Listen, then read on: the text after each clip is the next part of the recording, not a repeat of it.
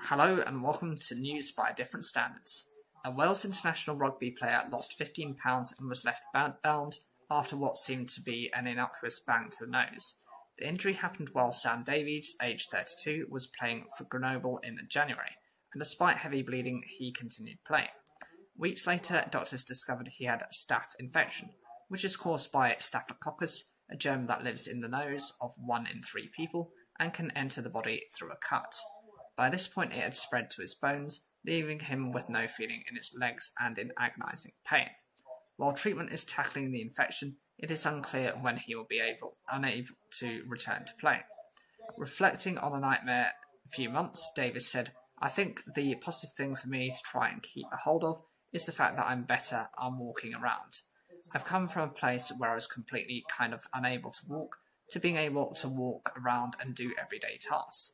And I think that was the first protocol to start with, was just to get back to normal. So I'm back to normal in terms of everyday living. I've just got to get back to rugby protocol." Microbiologist Dr. Sarah Hooper said Davies' severe case would have been difficult to diagnose because his symptoms were quite vague. She added the infection would be more difficult to treat as it's moved around the body and is well established before it was detected. Generally, people with the infection have painful lumps, blisters or swollen skin, but he had no obvious signs, with what looked like burns appearing on his foot only after it had taken hold. At its worst, it left him unable to get off the sofa or to shower, but he is now looking at slowly getting back to life with his young family. Swansea-born Davis was named World Junior Player of the Year in 2013 after helping Wales reach the final of the Under-20s World Cup.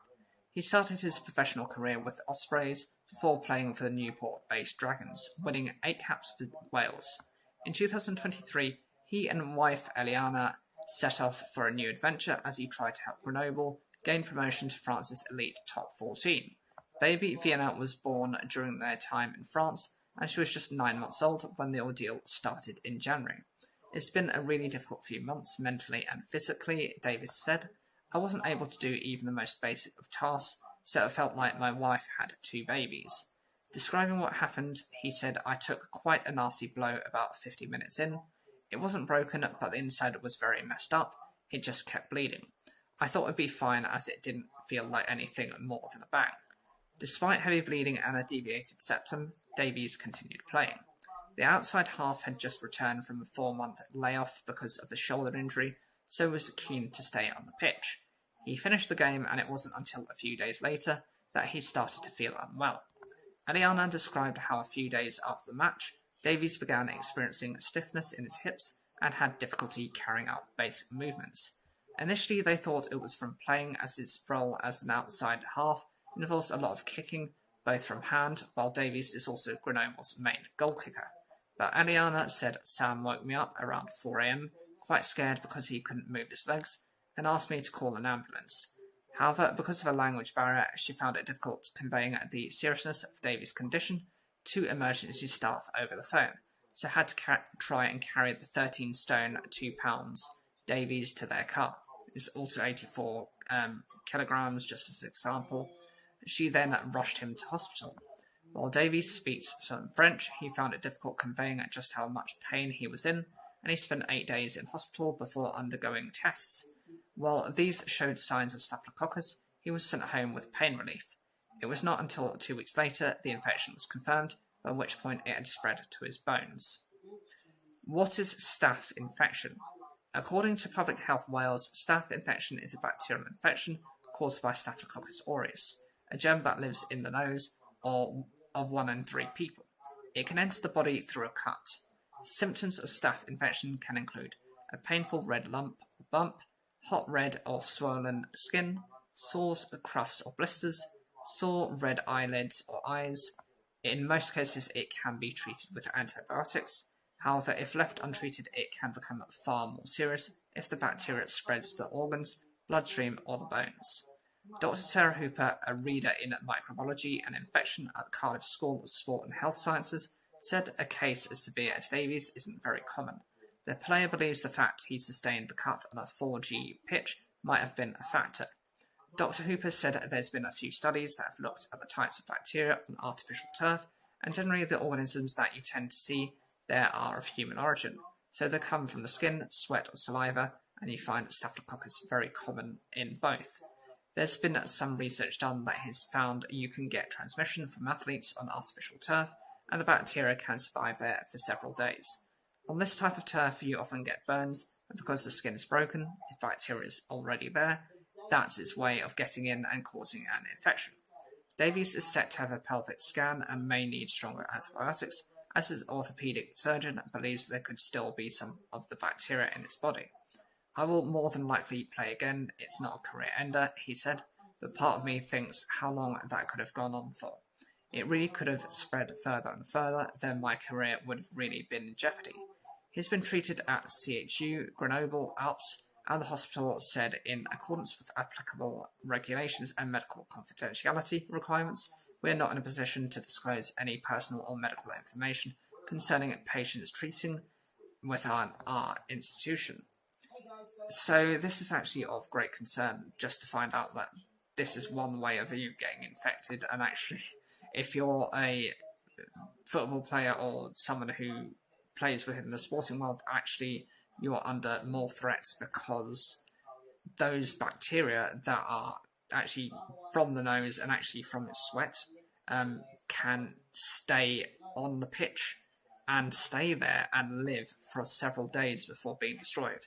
So you can imagine if a pitch is being used for practice every single day, except for even maybe Sunday, then even it's just going to keep getting reinfected with the bacteria.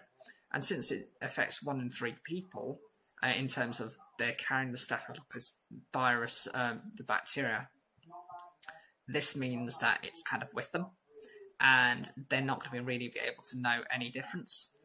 And since a lot of players get cuts and grazes and everything, there are so many risks attached with forms of infection. Gulf nations reported a series of attacks as the US-Israel war against Iran entered its 5th week, including strikes on major industrial infrastructure. The United Arab Emirates UAE said a number of people have been injured in an Iranian strike on a key aluminium plant in Abu Dhabi, with significant damage reported by operator Emirates Global Aluminium.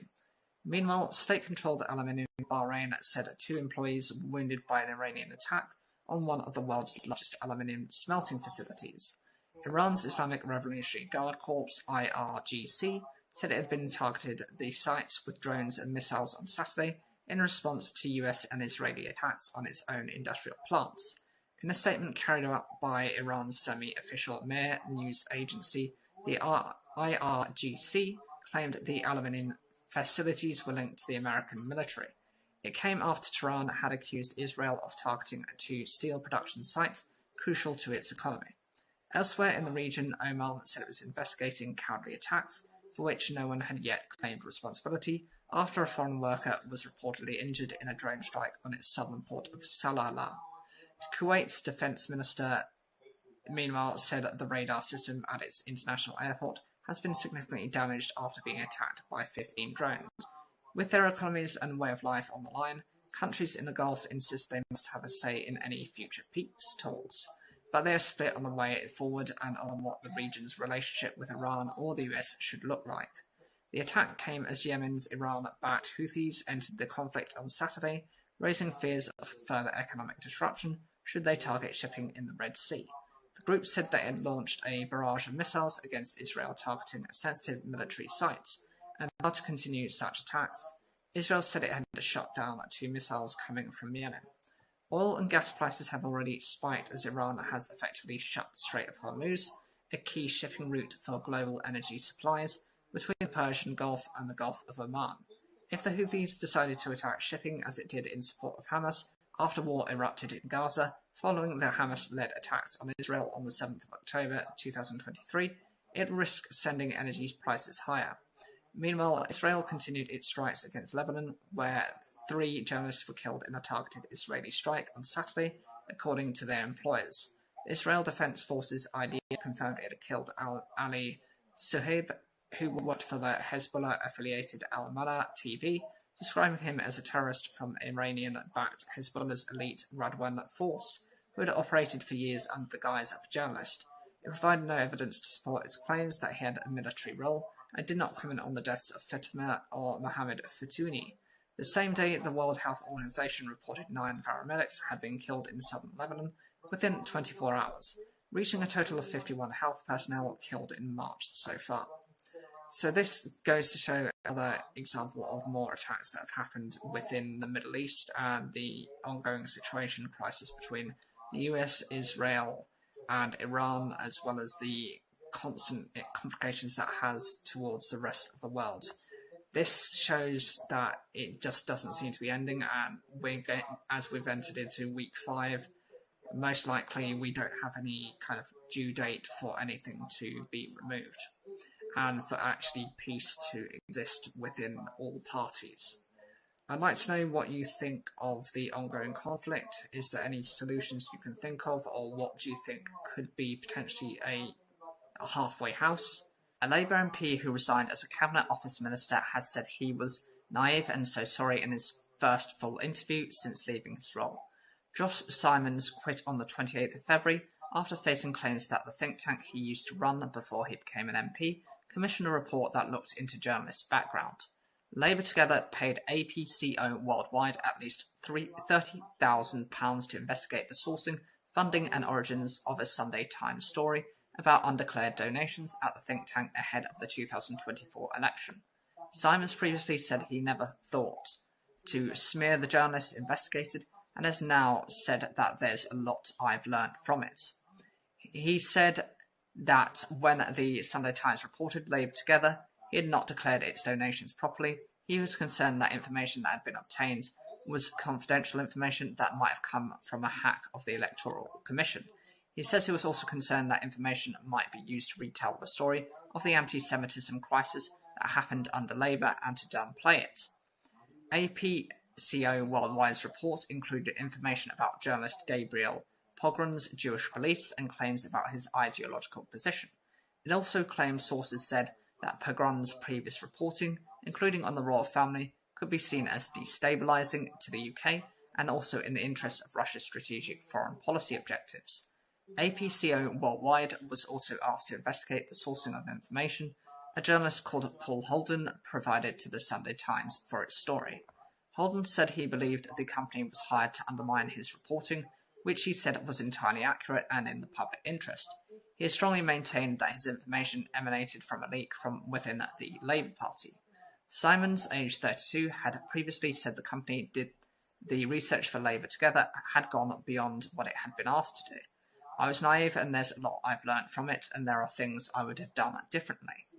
Simons said he approached APCO after the story emerged because he was told this firm was credible, serious, international, and they could go away and find out whether that material was out there on the dark web and why it was being used.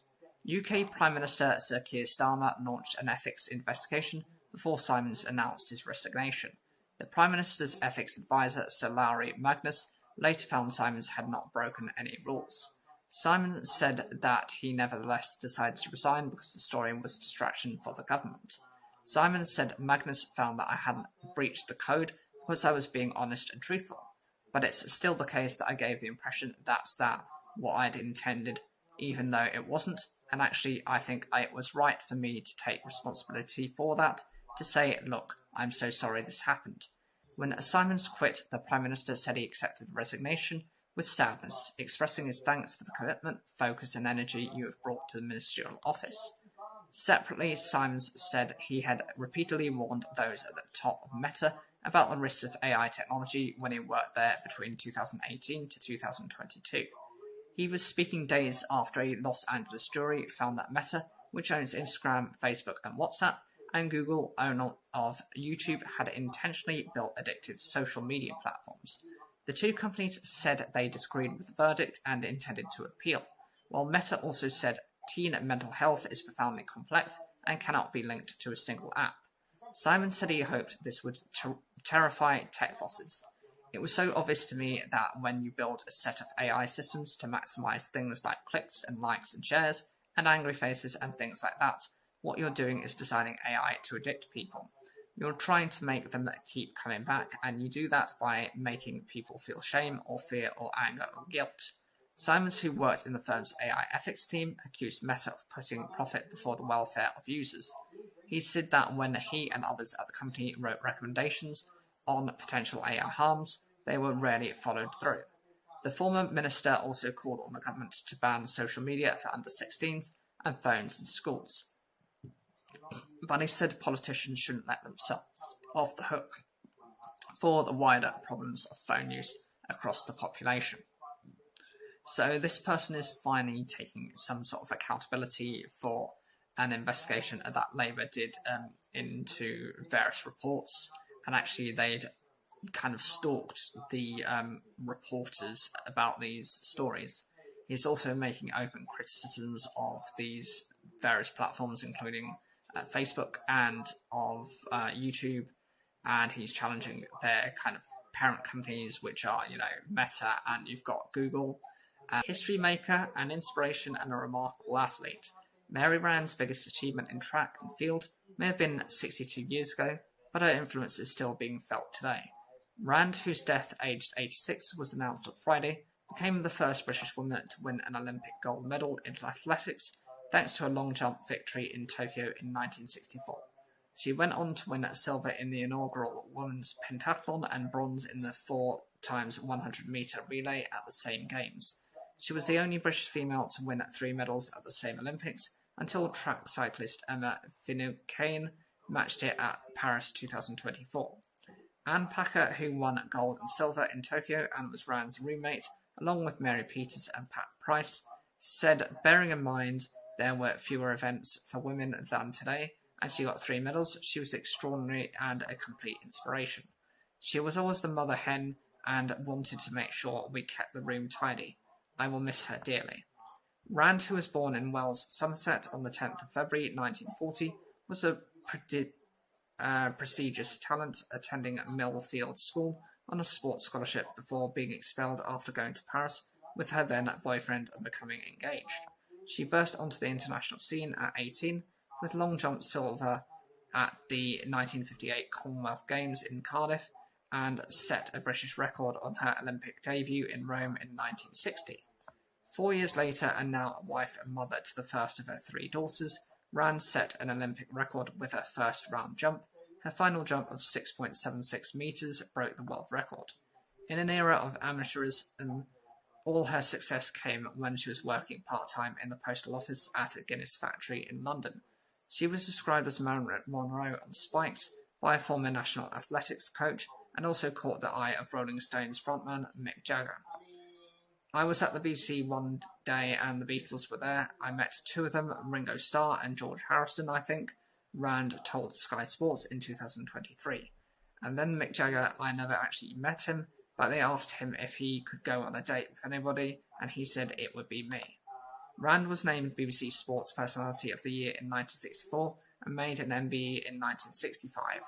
After winning long jump gold at the 1966 Commonwealth Games in Jamaica, injury ended her Olympic title defence and she did not make the squad in 1968, retiring in September that year aged 28. In 1969, she married for a second time to American Bill Toomey, the 1968 Olympic decathlon champion, and moved to the US, where she remained until her death.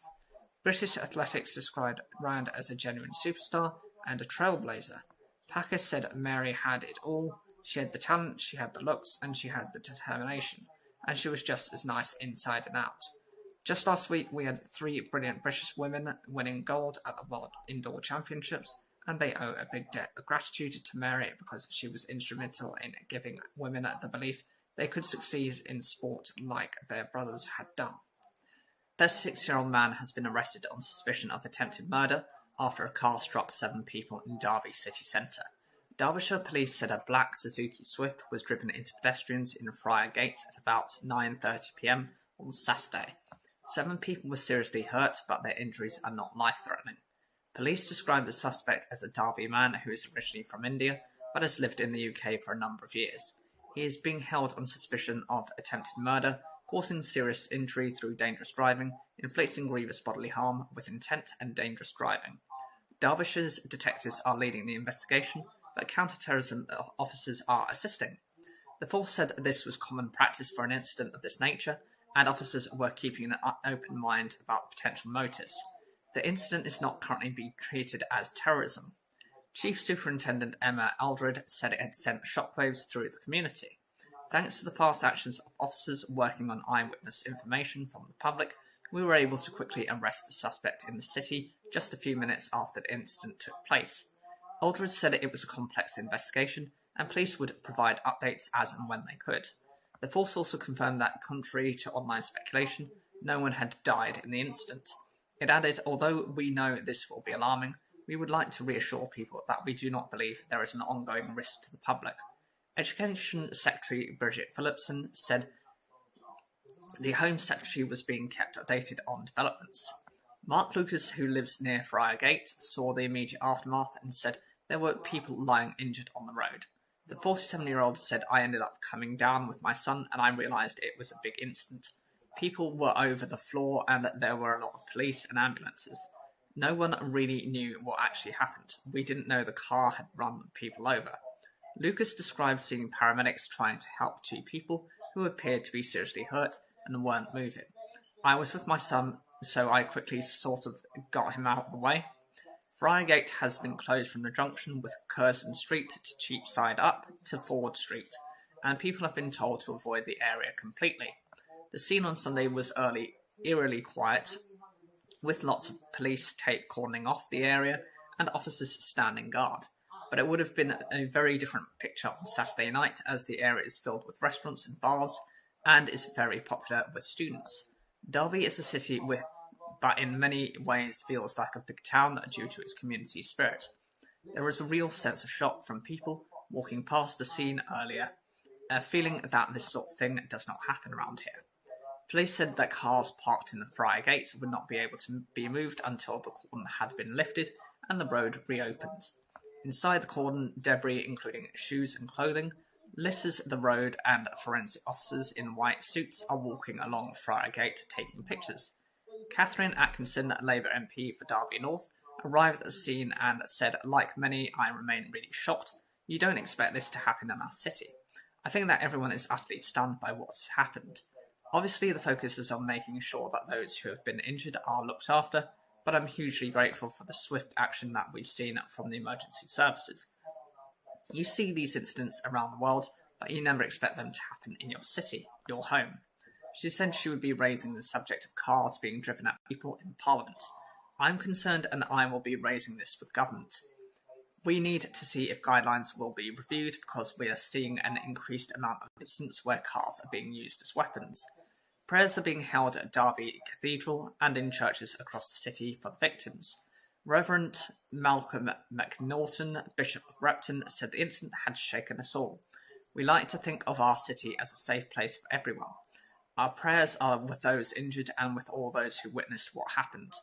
We pray also for those receiving treatment in hospital. May God bring peace and healing to our city.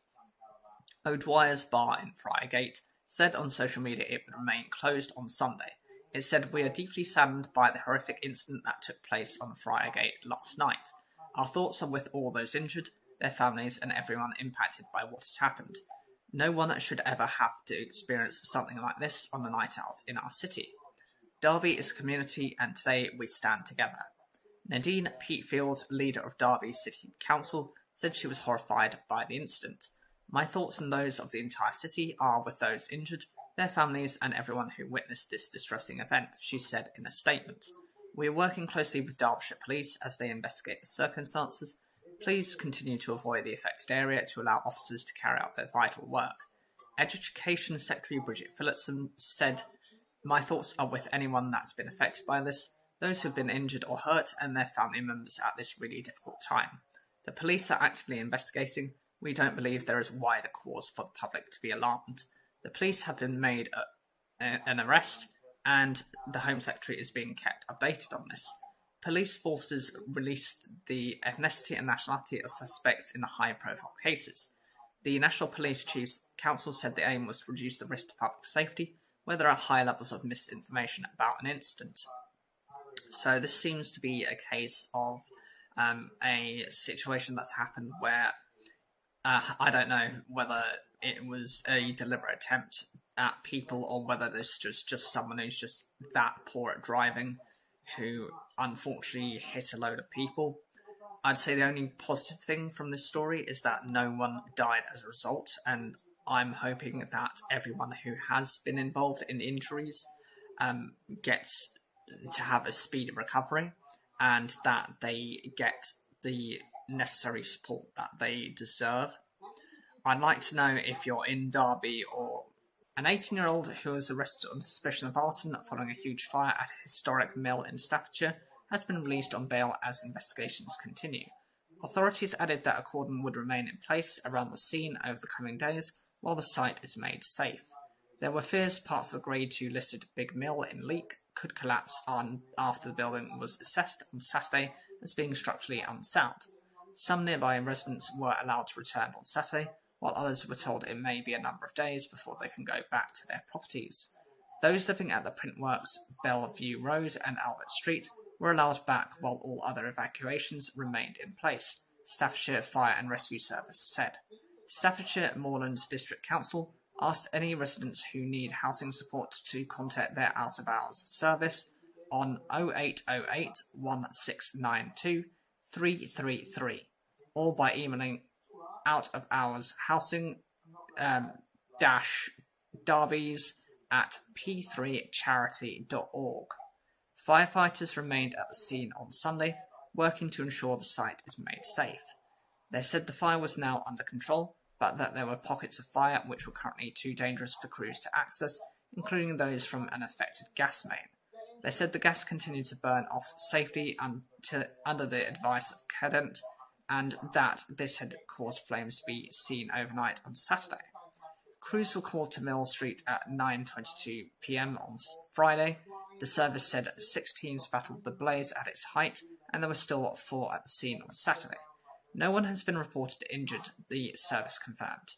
It's still a really challenging incident at the minute, Group Manager Martin Weaver said on Saturday. The building is structurally unsound, we're working with the local authority, building inspectors, and we're going to have to bring it down to safe levels. There was a risk due to windy conditions that parts of the building could be blown over. David Payne, co-owner of the nearby Mill Street Kitchen, said he had kept his cafe open over the weekend to help give back to the emergency service workers, helping keep the area safe.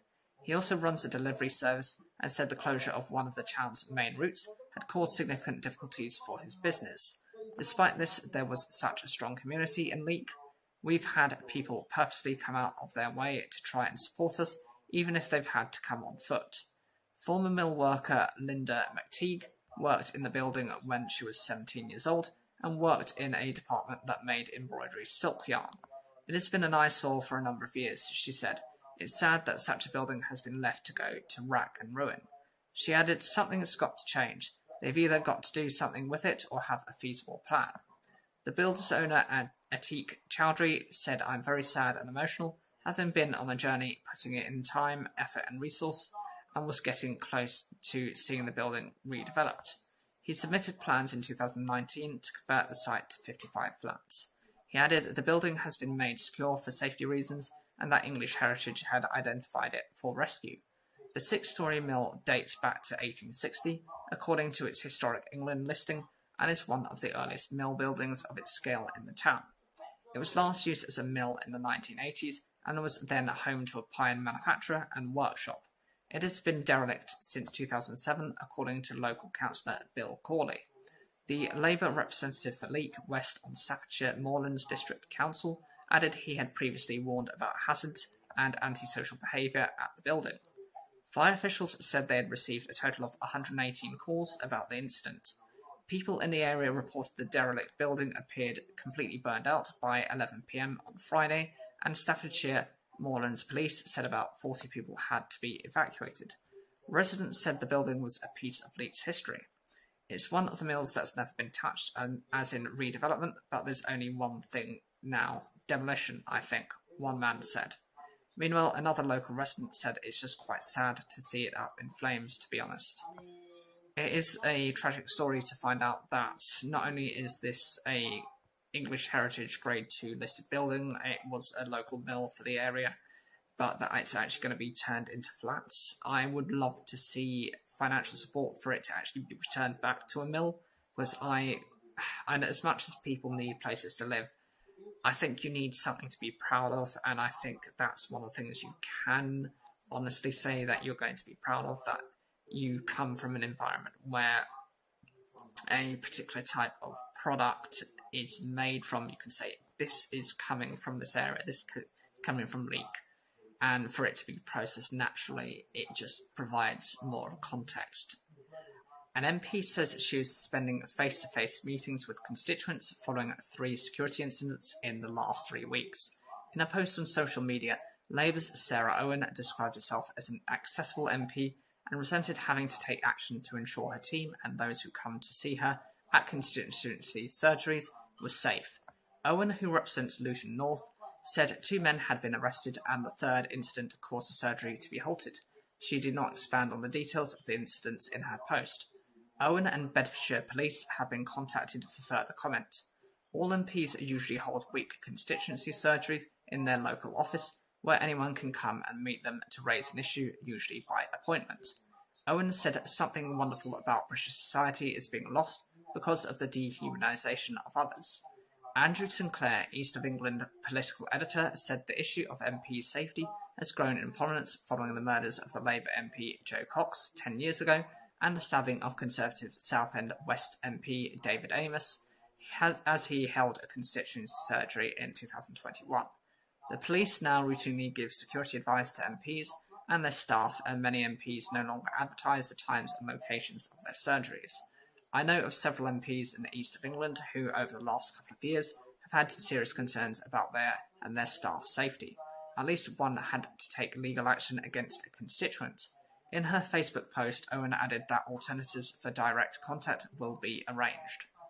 It is quite sad that we've gotten into a state of affairs where people feel that their only way to respond is to kind of be aggressive to MPs. I'm sure a lot of them are trying their best. I know some of them are just greedy, and that's just the way they're going to be. They'd be doing this in any stretch of manner of your life, regardless of what they ended up being, whether that be an MP or something else. I'm sure they'd be affecting you just the same if they were a bank manager or something along those lines. It's just not fair on those who are actually trying to make a genuine effort to their constituents and their local area. Especially many of those actually come from the area or moved specifically to that area a number of years ago, and so know of the problems in those areas. I'd love to know what your opinions are of this story. Are you in support of MPs, or do you believe actually a lot of the problems that we have are down to the MPs that we have currently in Parliament, who are making decisions that we don't always agree with? Put those in the comment section down below. Make sure to like the video, it really helps support the channel. And if you can watch another video at the end screen or actually on my main channel, it will also help to boost my watch time. Thank you.